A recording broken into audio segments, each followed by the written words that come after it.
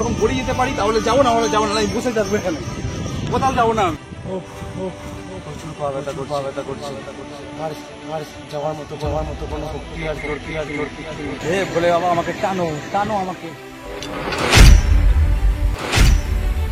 WhatsApp বন্ধুরা, তোমরা সবাই কেমন আছো? আশা করছি ভালোই আছো। This is Pintu, welcome to my channel and welcome to brand new blog. So নতুন একটা ব্লগে তোমাদের সবাইকে স্বাগত জানাই। তো ব্যাপারটা হচ্ছে, পুরো শ্রাবণ মাসটাতেই জলযাত্রীরা তারকেশ্বরে বাবারধামের উদ্দেশ্যে রওনা দেয়, কিন্তু লাস্ট 2 বছর লকডাউনের জন্য তারকেশ্বরে যাওয়াটাও বন্ধ ছিল। তো সে কারণে গত সপ্তাহগুলোতে যেহেতু অনেক ভিড় হয়েছিল, তো তাই আমি আজ যাচ্ছি শ্রাবণ মাসের একদম শেষ সপ্তাহে। সো এখন আমি এখান থেকে বেরিয়ে যাবো শ্যাওড়াফুলি স্টেশন, এবং সেখান থেকে শ্যাওড়াফুলি ঘাট থেকে জল তুলে তারপর সেখান থেকে টোটাল 35 কি 37 কিলোমিটার পায়ে হাঁটা পথে যাবো তারকেশ্বর বাবারধাম টোটাল। সো এটা নিজের কাছে নিজের একটা চ্যালেঞ্জ। তো দেখা যাক পায়ে হেঁটে টোটালটা তারকেশ্বর বাবারধাম পর্যন্ত আমি কমপ্লিট করতে পারি কিনা। তো আপাতত চলো বেরোনো যাক, বেরিয়ে তারপর তোমাদের সাথে কথা হচ্ছে। আমরা পুলিশ স্টেশনে চলে এসেছি। এখানে চারিদিকে প্রচুর দোকান আর প্রচুর লোকও দেখতে পাচ্ছি, আজকের দিনেও যাচ্ছে। এখানে বাঘগুলো যে দেখা যাচ্ছে, এগুলো 10 টাকা করে বলছে। যদি তোমরা বাঘ না নিয়ে আসো, এরকম স্টেশনের দ্বারা এরকম বাঘের দোকান রয়েছে, এখান থেকেও বাঘ নিয়ে নিতে পারবে। পুরো চেক করে একদম দিচ্ছে, এরকম ভেঙে যাচ্ছে কিনা দেখো, পুরো এইভাবে চেক করবে। এই বাঘটা কেনার পরে বাঘের উল্টো দিকে এরকম দোকান রয়েছে, যেখান দিয়ে বাঘগুলো এরকম পুরো সুন্দরভাবে সাজিয়ে দেবে, এরকম কাপড় জড়িয়ে, তারপরে এরকম সেই এইগুলো যে রয়েছে ঘন্টা লাগিয়ে এরকম সুন্দরভাবে এরকম ডেকোরেশন করে দেবে, যেটার জন্য ওরা দর করে ওই 120 টাকা মতো নিচ্ছে। এখানে যেটা দড়িও বিক্রি করছে, কারণ দড়ির মধ্যে যেহেতু ঘর ঢুকিয়ে এই বাঘের দু সাইডে সেই যে ঘটগুলো দিয়ে যে বেঁধে নিয়ে যেতে হবে, তার জন্য ওখানে দড়িও বিক্রি হচ্ছে। তারপর ওখানে এরকম সেই ঘটগুলো রয়েছে, প্লাস্টিকের ঘট, মাটির ঘট না নিয়ে প্লাস্টিকের ঘটগুলো এখান থেকে কিনে নিয়ে যেতে পারো, যার মধ্যে জল নিয়ে গিয়ে ওখানে গিয়ে ঢালতে পারবে। আমার সাথে যাচ্ছে মা, দেখে তাকাও, বাবা নমস্কার করছে। দেখে যাচ্ছে বুতাই, দেখে কাকিমা, এটা হচ্ছে মায়ের মাসি, আর এদিকে হচ্ছে আমার মাসি, এবং মাসির বন্ধুরাও যাচ্ছে তার সাথে। আমরা যাচ্ছি শ্রাবণ মাসের শেষ সপ্তাহে, কিন্তু আজকেও প্রচুর লোক যাচ্ছে এখানে। এখন আমরা চলে এসেছি মেনলি শ্যাওড়াফুলি স্টেশন। এখানে শ্যাওড়াফুলি যে গঙ্গার ঘাট রয়েছে সেইখানে যাবো, সেখানে গিয়ে স্নান করবো। নিমাই তীর্থ ঘাট আছে, সেখান দিয়ে জল তোলার পরে একেবারে হাঁটা লাগাবো পুরো একদম বাবার উদ্দেশ্যে, তারকেশ্বরের উদ্দেশ্যে। তো তার মাঝে মাঝে অনেকগুলো রেস্ট নেবো অনেক জায়গা, তো সেগুলো দেখাবো কোন জায়গায় যাচ্ছি না যাচ্ছি। এই সপ্তাহে যে এখন তো ফাঁকা দেখা যাচ্ছে, তো এর আগে যে সপ্তাহগুলো গেছে প্রচুর ভিড় ছিল এখানে, মানে এখানে দাঁড়ানোর জায়গা ছিল না, যে এই লাইনের ধারগুলোতে পুলিশ ছিল সব। আর সেই স্টেশনগুলো, ওই যে প্ল্যাটফর্মের উপরে পুরো লোক গিজি করছিল, পুরো ভর্তি। তুমি দড়িগুলো কত করে বিক্রি করছো? হ্যাঁ, একটা 50 টাকা, একটা 40 টাকা, আর এটা 20 টাকা পিস। আর এখানে যেরকম ঘটের দোকানগুলো রয়েছে, প্লাস্টিকের ঘটগুলো নিলে এখানে অবশ্যই চেক করে নেবে, এখানে জল দিয়ে চেক করে তারপরে নিতে পারবে। তাহলে কিন্তু পরে যখন লিক হয়ে গেলে কিন্তু সমস্যা হয়ে যাবে। পুরো শ্যাওড়াফুলির ভিতরের যে মার্কেটটা, সেখান থেকে পুরো হেঁটে হেঁটে আস্তে আস্তে এরকম গঙ্গার ঘাটের দিকে যাচ্ছি। এটা যেই ঘাটটার নাম হচ্ছে নিমাই তীর্থ ঘাট। ওই রাস্তাটা সোজা হেঁটে আস্তে আস্তে এখানে এরকম যে ঘাটটা দেখা যাবে, এটাই হচ্ছে নিমাই তীর্থ ঘাট। আর আজকে শেষ সপ্তাহ হয়েও লোকের ভিড় দেখো খালি কত। তো এটাই হচ্ছে মেন নিমাই তীর্থ ঘাট, যেখান থেকে আমরা স্নান করবো। দেখো চারিদিকে কিরকম প্রচুর ভিড় রয়েছে। আর স্নান করার আগে এখানে বৃষ্টিও শুরু হয়ে গেছে, তাই ভিজেও গেছি স্নান করার আগেই অলরেডি। কিন্তু ঘাটেতে চান করতে এসে দেখো পুরো চানটা করবো কোথায় তাই বুঝতে পারছি না। যে যত নিচে নামছি পুরো বুঝতে পারবে, পুরো পানা এসে যেন এইখানেই এসে জড়ো হয়েছে। এনারা এখানে পানাটা সাইডও করে দিচ্ছেন, এখানে আবার লাইভ বোটেরও সুবিধা রয়েছে, ব্যবস্থা হয়েছে। চারিদিকটা পুরো পানায় ভর্তি, পুরো ঘাটটাই। কোথায় যে চান করবো তার মাথায় আসছে না।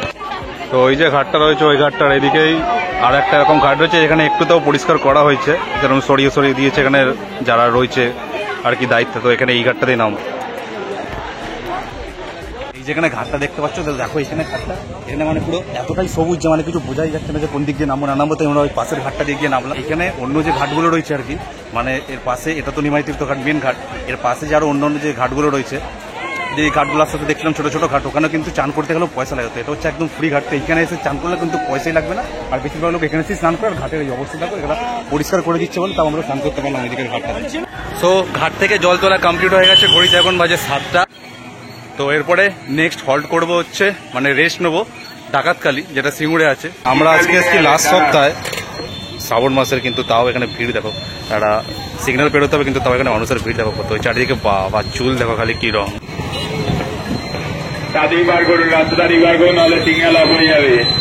যে মেন হাই রোড মতো এটা পেরোলাম, ওটা হয়তো মোস্ট প্রবাবলি দিল্লি রোড ছিল। দেখার বিষয় হচ্ছে পুরোটা হেঁটে যেতে পারি কিনা। আর পিছনে দেখো দৌড়ে আসছে কিরকম। মানে তোমার মনে যদি ভক্তি থাকে আর বাবার প্রতি টান থাকে আর সব থেকে বড় ব্যাপার হচ্ছে যদি তোমার মনে জোর থাকে তাহলে তুমি ঠিক এক সময় পায়ে হেঁটে হেঁটে পৌঁছেই যাবে। জলযাত্রীরা আসছে দেখা যাচ্ছে, আর এদিকে এখন বাজে 8:30 আর রাস্তাঘাটের অবস্থাটা দেখো, মানে একটাও ল্যাম্পপোস্ট নেই, কিছু না, পুরো ঘুটঘুটে অন্ধকার করছে যেখান দিয়ে হেঁটে হেঁটে যাচ্ছি। আর আমরা এখন মোটামুটি দিয়ারার কাছাকাছি পৌঁছে গেছি। দিয়ারায় যে সেই ওয়ান্ডার ওয়ার্ল্ড পার্কটা আছে তো তারই কাছাকাছি আছি, এখানে আশেপাশে কোথাও আছে, এখানে যেটা দোকানে কাকাদের থেকে জানতে পারলাম যে দিয়ারায় আছি এখন। তো এখান থেকে সিমুর একটুখানি দূরে, যেখানে সিমুরে ডাকাতকালীরা এরপরে নেক্সট হল্ট রয়েছে, নেক্সট রেস্ট নেওয়ার জন্য রয়েছে। তো চলো সেখানে গিয়ে আবার দেখা হচ্ছে।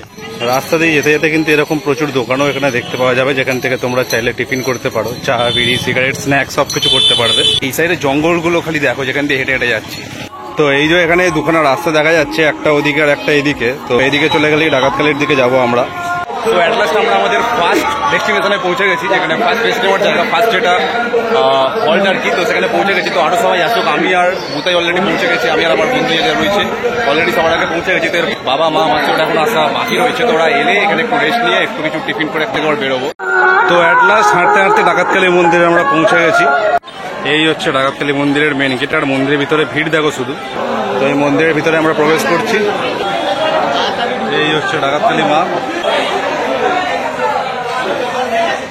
শুধুমাত্র এই মন্দিরটাকে নিয়ে অলরেডি এর আগে একটা ব্লগ করেছিলাম, তো তোমরা চাইলে সেখানে কেউ দেখতে পারো। আমার ডিসক্রিপশনে আমি সেই ভিডিওর লিঙ্কটা দিয়ে দেবো, তোমরা চাইলে সেখানে কেউ সেই ভিডিওটা দেখতে পারো, যেখানে আমি স্পেসিফিক্যালি এই মন্দিরটাকে নিয়ে ভিডিও করেছিলাম। মন্দিরটা যে রয়েছে, মন্দিরটার অপোজিটে এরকম অনেক খাবার দোকানও রয়েছে, তো তোমরা চাইলে এখান থেকে টিফিনও করে নিতে পারো। আমরা দুজন তো আগেই পৌঁছে গেছি, আর এখন মা এসে পৌঁছালো, মা আর কাকিমা এসে পৌঁছালো। বাবার সাথে দেখা হয়ে গেছে, ওইখানে বসে রয়েছে। মন্দির চত্বরে দেখতে পাচ্ছি অনেকে এরকম টিফিন করছে, ওদিকেও দোকান রয়েছে, এদিকেও দোকান রয়েছে, অনেকে বসে আবার রেস্টও নিচ্ছে, এদিকে মাও বসে রয়েছে। তো তুমি ডাকাতকালী অব্দি হেঁটে আসা পর্যন্ত তোমার পায়ে ব্যথা করেনি? এখন কি পায়ে ব্যথা করছে যেমন বসে রয়েছে এখানে?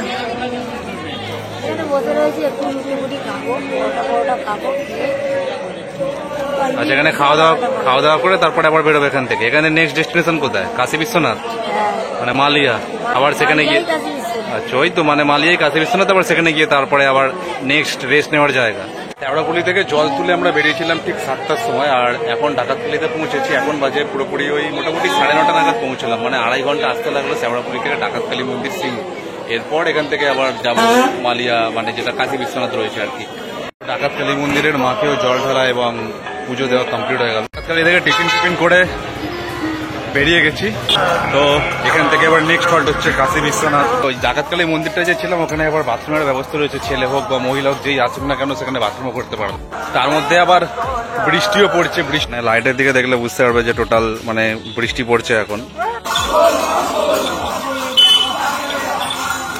এই নিয়ে টোটাল 2খানা লাইন ক্রস করছি। এই রে লাইনের মধ্যে দিয়ে অনেক জোরে আসছিল বলে হয়তো স্কিড খেয়ে গেছে কাকা। আবার একটা রেল লাইন, এটা নিয়ে 3 নম্বর রেল লাইন ক্রস করলাম। অনেকটাই রাস্তা চলে এসেছি, আর এখন যতদূর আমি গুগল ম্যাপে দেখলাম চেক করে যে নিয়ারেস্ট স্টেশন যেটা দেখাচ্ছে এখানে কামারকুন্ডু দেখাচ্ছে। তো এখান থেকে যেটা দেখতে পাচ্ছি এখনো তারকেশ্বর এখান থেকে 22 কিলোমিটার রয়েছে। আর তার নিচে যে ব্রিজটা দেখা যাচ্ছে দেখো নতুন চালু হয়েছে, এই হচ্ছে সেই ব্রিজটা যেটা নতুন স্টার্ট হয়েছে আর কি। আর কি সুন্দর, খুব সুন্দর মানে লাইটিং করা রয়েছে। এখন বাজে রাত 12:15, আর আমরা এই সুন্দর ব্রিজটার মধ্যে রয়েছি যেটা দেখালাম, আর এটার উপরে দিয়ে এখন হেঁটে হেঁটে যাচ্ছি। তো অ্যাকচুয়ালি আমাদের আরেকটা স্টেশনও এরকম লাইন পার করতে হতো আর কি, যে দূরে ট্রেন দেখা যাচ্ছে আর কি। তো ওই লাইনটা না পার করেই এই নতুন ব্রিজটার উপরে দিয়ে যাচ্ছি। তো এই ব্রিজটা হয়তো এখানে নতুন এই কারণেই হয়েছে, এখানে প্রচুর হয়তো ট্রাফিক হয়ে যেত এই লাইনটার জন্য, তো যে কারণে এটার উপরে দিয়ে এখন হেঁটে হেঁটে যাচ্ছি, এটা নতুন তৈরি করা হয়েছে। তো দূরে যে স্টেশনটা দেখা যাচ্ছে ওটা অ্যাকচুয়ালি কামারকুন্ডু স্টেশন। আমি এখান থেকে দেখতে পাচ্ছি, বাট ক্যামেরায় সেটা বোঝা যাচ্ছে না। হেঁটে এত পা ব্যথা হয়ে গেছে, এত পা ব্যথা হয়ে গেছে যে সোজা হাঁটতেই অসুবিধা হচ্ছে। মনে হচ্ছে এরম করে হাঁটলে না, এরম করে হাঁটলে পর পায়ে লাগছে না, বেশ মজা লাগছে কিন্তু।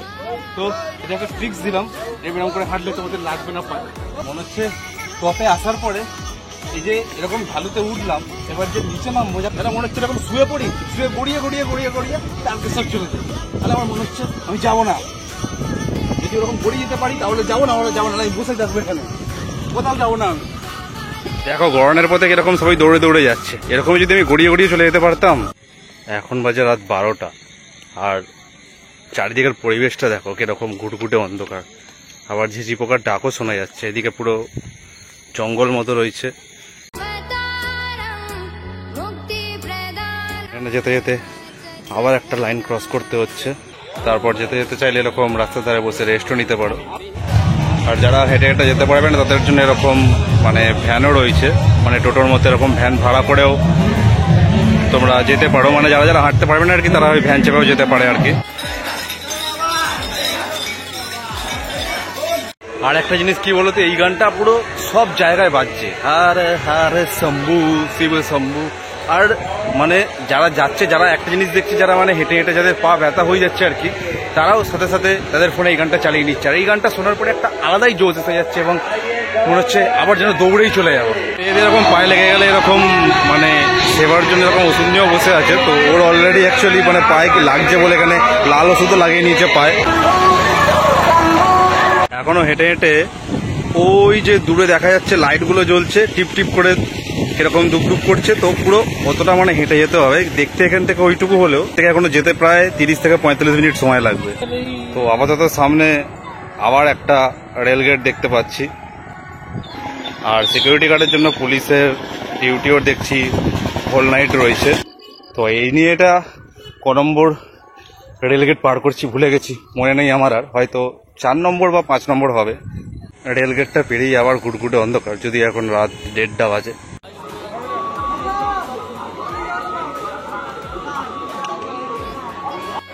তো ফাইনালি ডাকাতখালী থেকে বেরিয়ে দীর্ঘ 12 কিলোমিটার পথ হেঁটে চলার পর আমি পৌঁছে গেছি কাশী বিশ্বনাথ মন্দিরের সামনে। তো এই হচ্ছে আমাদের সেকেন্ড হল্ট, রেস্ট নেওয়ার জায়গা কাশী বিশ্বনাথ, যেটা মালিয়া নামেও পরিচিত। তো এর ভিতরেও আমি যাচ্ছি, মানে টুকটুক করে চলতে চলতে ঠিক পৌঁছেই গেলাম। আপাতত একটু বসে 1-2 ঘন্টা ঘুমিয়ে রেস্ট নিয়ে তারপরে এখান থেকে আবার বেরোবো। প্রচুর মানুষ এখানে রেস্ট নিচ্ছে দেখো। আর এখানে যেটা দেখা যাচ্ছে সবাই পা ডুবিয়ে বসে আছে, এটা অ্যাকচুয়ালি মানে গরম জল হয়েছে। তো গরম জলের মধ্যে পা এই সময় ডুবিয়ে বসলে প্রচুরই আরাম, কিন্তু বেশিক্ষণ যদিও সেটা উচিত নয়। না এখান থেকে বেরিয়ে যখন তারকেশ্বর যেতে হবে সেখন আর হেঁটে যাওয়া যাবে না আর কি, কারণ তখন প্রচুরই পায়ে কষ্ট হবে। এখানে যে সবাই শুয়ে রয়েছে, তো ভাবছি এখানে একটু শুয়ে 1-2 ঘন্টা রেস্ট নিয়ে নিই, তারপরে আবার বেরোবো। যখন ঢুকেছিলাম কাশী বিশ্বনাথে তখন প্রায় ওই 2টো বেজেছিল। তো মোটামুটি 2 ঘন্টা ঘুমিয়ে নিলাম। এখন মাঝে 4টে, ঘুম থেকে উঠে একটা গরম গরম লেবু চা খেয়ে আবার 4টের সময় বেরোচ্ছি। এবার নেক্সট হল্ট হচ্ছে লোকনাথ। কাশী বিশ্বনাথ মন্দিরটার ভিতরে একটা বিশাল বড় বজরংবলীর মূর্তি ছিল, আর একটা বিশ্বনাথ মানে ভোলে বাবারই আর একটা রূপের মূর্তি ছিল বড়। কিন্তু সেই দুটো জায়গায় এত পরিমাণে ভিড় ছিল, মানে সেখানে আর ভিডিও করা সম্ভবপর হয়নি। আর কাশী বিশ্বনাথে যে ঘুমিয়েছিলাম, ঘুম থেকে ওঠার পরে মানে পায়ের শিরাফিরা এত টান ধরে গেছে না, মানে পায়ের থাই, তারপরে পায়ের ডিমগুলো মানে হাঁটুর নিচ থেকে, আর পায়ের তলায় তো বিশেষ করে পায়ের তলায় মানে এত ব্যথা করছে, মানে লিটারালি আমি হাঁটতে পারছি না। আমি এমনি করে হাঁটছি, এমনি করে হাঁটছি, মানে জোর নেই। তাই বাবার নাম করে, বাবা ভোলেনাথের নাম করে শুধু এগিয়ে যাচ্ছি। সবাই অলরেডি আগে চলে গেছে। আমরা যখন প্রথম আগে ছিল, আমি আর ও এখন সবার পিছনে হেঁটে হেঁটে যাচ্ছি। ওরও অবস্থা ওই এরম করে টুকটুক করে পা ফেলতে ফেলতে আমরা হেঁটে হেঁটে যাচ্ছি। অ্যাকচুয়ালি কথা বলতে পারে না আর কি। এদিকে সবাই আমাদেরকে ফেলে এগিয়ে যাচ্ছে আগের দিকে। ঠিক আছে, কোনো ব্যাপার নয়, আমরা আস্তে আস্তে যাবো।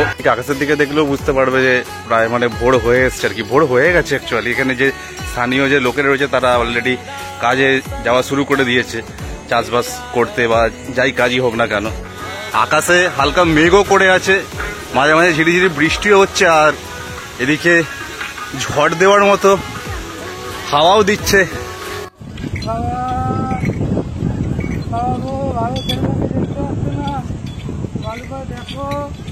হাঁটতে হাঁটতে বলতে গেলে পুরো সকাল হয়ে গেল, দিনের আলো পুরো সমস্ত দিকে ছড়িয়ে গেছে। আর এদিকে ধান ক্ষেতও দেখতে পাচ্ছ। প্রচুর পা ব্যথা করছে, আর যাওয়ার মতো কোনো শক্তি আর জোর কিচ্ছু নেই। পারছি না, কিন্তু মনে জোর আছে, যেতেই হবে, চলো। এদিকে সাইনবোর্ড থেকে যতদূর বুঝতে পারছি হরিপালে আমরা ঢুকে গেছি। আর এই শ্রাবণ মাসে এত জলযাত্রীর সমাগম হয় তারকেশ্বরের উদ্দেশ্যে, সেই দূর দূরান্ত থেকে, কলকাতা, দক্ষিণেশ্বর, কোলাঘাট, কোথা থেকে না লোক আসে। তো তো এত মানুষের যে সমাগম হয় তার জন্য শ্রাবণ মাসে, তো তার জন্যই এটাকে শ্রাবণী মেলাও বলা হয়ে থাকে। এত দূর খুঁড়িয়ে খুঁড়িয়ে হেঁটে আসার পরেও দেখতে পাচ্ছি এখন যে তারকেশ্বর এখনো নাকি 13 কিলোমিটার বাকি। এখনো এখান থেকে 9 কিলোমিটার হচ্ছে লোকনাথ। মানে লোকনাথ একবার পৌঁছে গেলে তারপরে আধা ঘন্টা হেঁটে যেতে লাগবে, বাট ওই লাস্ট 30 মিনিটই হাঁটতে মানে একদম অবস্থা খারাপ হয়ে যাবে আর কি।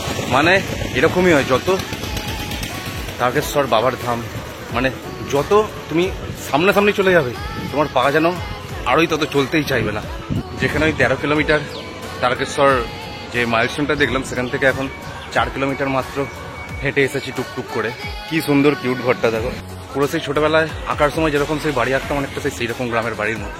আমরা তো এসেছি শ্রাবণ মাসের এটা একদম শেষ সপ্তাহ, পঞ্চম সপ্তাহ মানে আর কি। তো ভাবিনি যে এতটা লোক হবে বলে ভেবেছিলাম হয়তো আমরা একাই যাব, ফাঁকাই থাকবে লোক, কিন্তু তাও দেখছি মোটামুটি ভালোই লোকজন যাচ্ছে আর কি।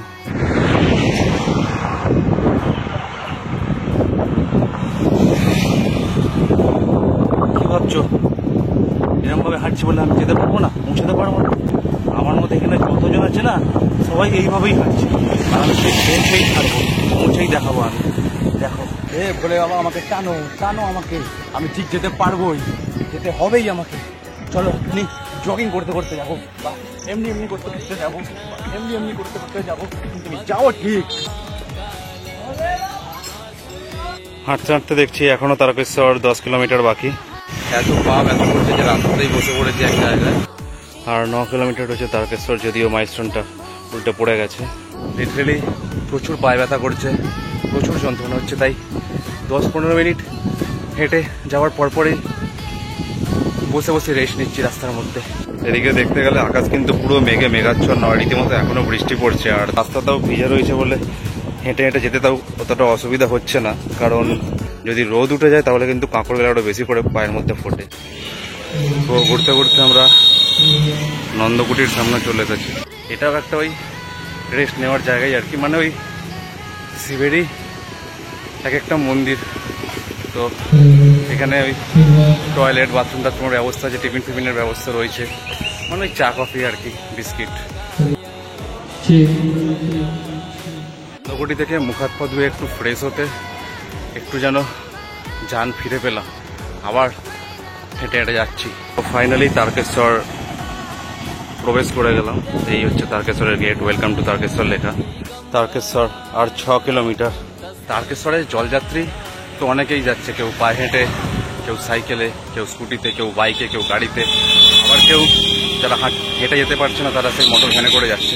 কিন্তু আমার কি মনে হয় বলো তো, পায়ে হেঁটে তারকেশ্বরে যাওয়াটা একটা নিজেই নিজের মধ্যে চ্যালেঞ্জ। এই মনে হচ্ছে আর বোধহয় হেঁটে যেতে পারবো না, তার পরক্ষণেই আবার নিজেই মনে জোর নিয়ে বলছে যে না আমাকে যেতেই হবে। তো এইভাবেই মিনিটে মিনিটে নিজেকে পুশ করে করে পায়ে হেঁটে এগিয়ে চলেছি তারকেশ্বরের পথে। তো এইভাবেই তুমি যদি তোমার স্বপ্নের পিছনেও ঠিক একইভাবে দায়বদ্ধ হয়ে পড়ে থাকো তাহলে তুমিও নিশ্চয়ই একদিন তোমার স্বপ্নকে ঠিক অ্যাচিভ করতে পারবেই। তারকেশ্বর আর 3 কিলোমিটার। আর দেখতে দেখতে লোকনাথও ঢুকে গেছে, এখানে দেখা যাচ্ছে লোকনাথ টেম্পল, লোকনাথ স্টেশন এইদিকে। এই হচ্ছে লোকনাথ ঢুকছে। দীর্ঘ অনেকটা পথ অতিক্রম করে তারপর অ্যাট লাস্ট এসে পৌঁছেছি লোকনাথে, কিন্তু কেলোটা হচ্ছে আমার ফোনে এখন চার্জ হয়ে গেছে 7%। তো এই হচ্ছে বাবা লোকনাথ মন্দির। তো মন্দিরের ভিতরে তো ভিডিও করা যাবে না, তো যাই গিয়ে জলটা ঢেলে আসি আর পুজো দিয়ে আসি। সো লোকনাথ বাবার মন্দিরে জল ঢালা কমপ্লিট আর পুজো দেওয়া কমপ্লিট। এবার এখান থেকে বেরিয়ে ডাইরেক্ট সোজা যাব তারকেশ্বর বাবার ধামের পথে। লোকনাথ থেকে যে তারকেশ্বরের পথে হেঁটে হেঁটে যাচ্ছি, মানে পা একদম চলছে না, পুরো টুকুস টুকুস টুকুস টুকুস করে যাও নড়তে নড়তে হেঁটে হেঁটে যাচ্ছি। এখান থেকে আর বেশি দূর না, ওই আধ ঘন্টা মতো লাগবে। আর শুধু আমি বলে নয়, প্রত্যেকেরই সেই একই অবস্থা। দেখো প্রত্যেকেই এরকমভাবে কষ্ট করতে করতে বাবার ধামের উদ্দেশ্যে যাচ্ছে আর কি। তো এইভাবে হাঁটতে হাঁটতেই আর বাবার নাম নিতে নিতে ঠিক পৌঁছে যাব। সো অ্যাট লাস্ট যার জন্য এত কষ্ট, এত চেষ্টা, এত অপেক্ষা, যে মেন তারকেশ্বর ধামের গেট। তো এবারের ভিতরে প্রবেশ করা যাক, চলো। দুধপুকুর আর কি, যে দুধপুকুর মানে হচ্ছে এটা যে মেন যে তারকেশ্বরের বাবার মন্দির রয়েছে, তার যার মাথায় যে জল ডালা হয়ে থাকে সেই জলটা মন্দিরের নিচ থেকে এখানে এই পুকুরটা সৃষ্টি হয়েছিল। তো এইখানেই মন্দিরে বাবার মাথায় জল ঢালার আগে এখানেই একটা ডুব দিয়ে স্নান করে নিই, তারপরে আবার মন্দিরে জল ঢালতে হবে। জলটা ঢেলে নিই, বাবাকে পুজো দিই, তারপরে বাবার কপাল করে নিই। जगन्नाथ कंठ शोभित कौस्तभ पद्मनाभ वेद गर्भ चंद्रसूर्य विलकना। আর মন্দিরের মানে কাছাকাছি যাওয়ার জায়গায় যে এরকম রাস্তাগুলো রয়েছে, মানে এমন সরু সরু রাস্তার সব দিকে মানে এমনি গলি গলি, মানে পুরো কলকাতা সল্টলেকের মতো। মানে একটা রাস্তা দিয়ে বেরিয়ে যদি যাও তাহলে অন্য কোনো রাস্তা দিয়ে তুমি মানে ফিরে আসতেই পারবে না, মানে সব কটা গলি একই রকমই দেখতে এইখানে। সো তারকেশ্বরের মেন বাবার ধামে জল ঢালা, পুজো দেওয়া সব কিছু কমপ্লিট হয়ে গেছে। যে দুধ পুকুর ছিল, দুধ পুকুর থেকে জল তুলে বাবার মাথায় ঢেলে ভালোভাবে বাবাকে দেখতেও পেরেছি, আর বাবাকে পুজো দেওয়াও কমপ্লিট হয়ে গেছে। এবার মেন তারকেশ্বর বাবার ধামে, মানে মেন যে তারকেশ্বরের মন্দির, তার ভিতরে তো এবার ভিডিও করা নিষেধ রয়েছে, স্ট্রিক্টলি প্রহিবিটেড, তাই সেখানে ভিডিও করতে পারিনি। তো তোমরা এখানে এলে, এখানে পুজো দেওয়ার জন্য দেখো মুখার্জি ধাম ভবন রয়েছে। তো এটা খুবই একটা বিশ্বস্ত জায়গা যেখান থেকে আমি পুজো দিচ্ছি। তো এখানে পুরোহিত মশাইও রয়েছে, তো এখান থেকে তোমরা এলে পুজো দিতে পারবে। তো আমি কার্ডটাও আমি এখানে যখন দেবে আমি কার্ডের ডিটেলসটাও আমি দিয়ে দেবো। তো তোমরা সেখান থেকে তারকেশ্বরে এলে এখানে এসে পুজো দিতে পারবে, ঠিক আছে? ঠিক আছে। সো ফাইনালি আমি পেরেছি সমস্ত কষ্টকে দূরে সরিয়ে, সমস্ত প্রতিকূলতাকে কাটিয়ে উঠে, সমস্ত ভয়কে জয় করে পায়ে হেঁটে তারকেশ্বর বাবার ধামে পৌঁছাতে। বাবার প্রতি টান এবং মনের অফুরন্ত জোর নিয়েই আমি পৌঁছে গেছি তারকেশ্বর বাবার ধামে। নিজের সাথে যে চ্যালেঞ্জটা করেছিলাম সেটা আমি কমপ্লিট করতে সাকসেসফুল হয়েছি। তো ভিডিওটা আজকে এই পর্যন্তই থাকলো। ভিডিওটা যদি ভালো লেগে থাকে তাহলে অবশ্যই একটা লাইক করে দিও। এত কষ্ট করে ভিডিও করেছি, একটা তো লাইক বানতে হয়। কমেন্ট করে জানিও ভিডিওর কোন পার্টটা তোমাদের সব থেকে বেশি ভালো লাগলো, এবং শেয়ার করতে ভুলো না। এবং চ্যানেলটাকে অবশ্যই সাবস্ক্রাইব করে দিও, কারণ আমার ভিডিও যারা যারা দেখো তাদের মধ্যে মাত্র 7%ই সাবস্ক্রাইব করে রেখেছো, আর বাকি 93% সাবস্ক্রাইব না করেই ভিডিও দেখছো। তো সাবস্ক্রাইবটা করে দিও। সাবস্ক্রাইবের পাশে যে বেল আইকনটা আছে সেটাকেও প্রেস করতে ভুলো না, যাতে ভবিষ্যতে আমি যখনই এরকম কোনো ভিডিও আপলোড করবো যাতে সবার আগে তোমার কাছে নোটিফিকেশনটা পৌঁছে যায়। দেখা হচ্ছে নেক্সট কোনো ভিডিওতে খুব তাড়াতাড়ি। টিল দেন সুস্থ থেকো, ভালো থেকো, ta ta, bye bye, love you all. যাত্রীহীন এই রাত্রিগুলোর বন্ধু হবে কে? শীতের বোতাম আটকে নিয়ে সঙ্গী হবে কে?